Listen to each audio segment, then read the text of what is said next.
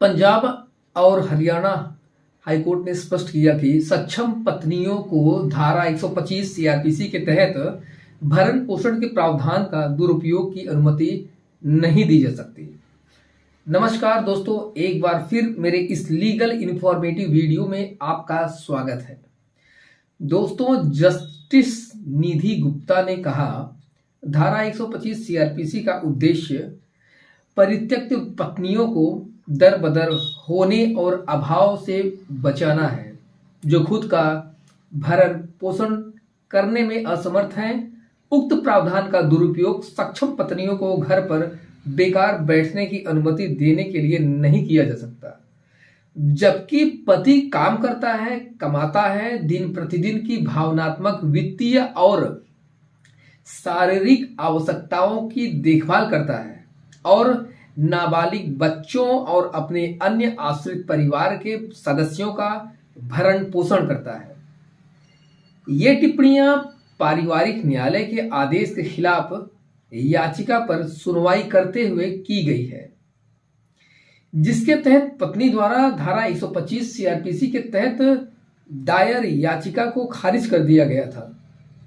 याचिका खारिज कर दी गई और कहा गया कि वह अंतिम या अंतरिम भरण पोषण पाने की हकदार नहीं है। पत्नी के वकील ने कहा कि वह एक साधारण ग्रामीण है और पति एक कारखाने में राजमिस्त्री का काम करता है और 12,000 रुपये प्रति माह कमाता है। यह प्रस्तुत किया गया कि याचिकाकर्ता के वैवाहिक जीवन के दौरान उसे पति और उसके परिवार द्वारा बेरहमी से पीटा जाता था। रिकॉर्ड का अवलोकन करते हुए न्यायालय ने पाया कि उनके विवाह से 2 बच्चे पैदा हुए थे, जो निश्चित रूप से पति की देखभाल और हिरासत में है। इसके अलावा जज ने इस बात पर प्रकाश डाला कि पत्नी ने अपनी नाबालिग बच्चों की कस्टडी के लिए कोई आवेदन दायर नहीं किया है। यह भी रिकॉर्ड में आया है कि नाबालिग बच्चे उस समय 1 से 3 वर्ष की आयु के थे जब याचिकाकर्ता ने वैवाहिक घर छोड़ा था। इसलिए स्पष्ट रूप से उपरोक्त धारा 125 के 4 सीआरपीसी के तहत याचिकाकर्ता भरण पोषण का अधिक हकदार नहीं है। जस्टिस गुप्ता ने कहा कि विद्वान फैमिली कोर्ट का यह स्पष्ट निष्कर्ष है कि प्रतिवादी एक फैक्ट्री में निजी नौकरी कर रहा है और उसे केवल 6-7 हजार रुपये प्रति माह मिलते हैं। इसके अलावा प्रतिवादी अपनी बूढ़ी मां के साथ नाबालिग बच्चों का भी भरण पोषण कर रहा है। जज ने कहा दूसरी ओर पत्नी के पास ऐसी कोई जिम्मेदारी नहीं है और वह अपने माता पिता के घर में अलग रह रही है।